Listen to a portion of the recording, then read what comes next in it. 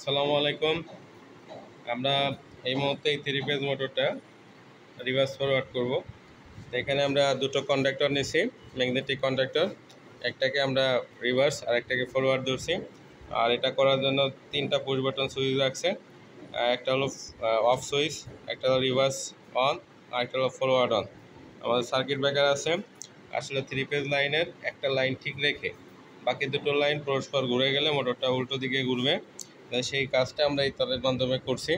তো এখন আমরা এটাকে অন করব। আমাদের 3 ফেজ লাইন দেওয়া আছে, ওইদিকে আমাদের এই এটা কন্ট্রোল করার জন্য 220 ভোল্ট দেওয়া আছে। এখন আমরা একটা সুইচ পুশ করছি। এই সুইচের নাম হলো পুশ বাটন সুইচ। তো আমাদের মোটরটা দেখেন ঘুরতেছে, কোন দিকে ঘুরে? এই দিকে ঘুরে, তাই না? তো আমরা অফ করলে একটু ভালো বুঝতে পারবো। তো এটা আমরা অফ করলাম। অফ করার পরে দেখেন যে মোটরটা আমরা আসলে ঘোরা বুঝতে পারছি মনে হয়। তো এখন এই সময় কোনটা অন ছিল দেখেন, এটা অন ছিল। আবার আমরা অফ করলাম, ওই একইটাই আর কি। তো এটা চাপ দিয়েছিলাম, এটা অন হয়েছিল, তখন এটা অফ ছিল।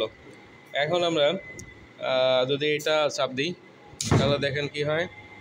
এটা চাপ দিলে এটা অন হয়, এইদিকে ঘুরে। অফ করি, এটা চাপ দিলে এটা মোটরটা স্পিড আছে, তো দেখেন যে এটা যদি চাপ দিই মোটরটা তার বিপরীত দিকে ঘুরবে, কারণ মোটর থামার আগেই দিচ্ছে, এই জন্য মোটর লাফ মারে। তো এখন আসলে লোড থাকলে মোটরটা স্থির থাকতো।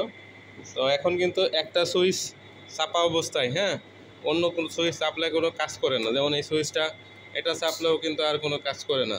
এমন প্রোটেকশন আছে যে এটা সাইজ দেখেন চলতেছে, যে কোনো একটা সুইচ চাপলে আর কাজ করে না। আগে অফ যেতে হয়, তারপরে অন্য সুইচ চাপতে হয়। আশা করি সবাই বুঝছেন।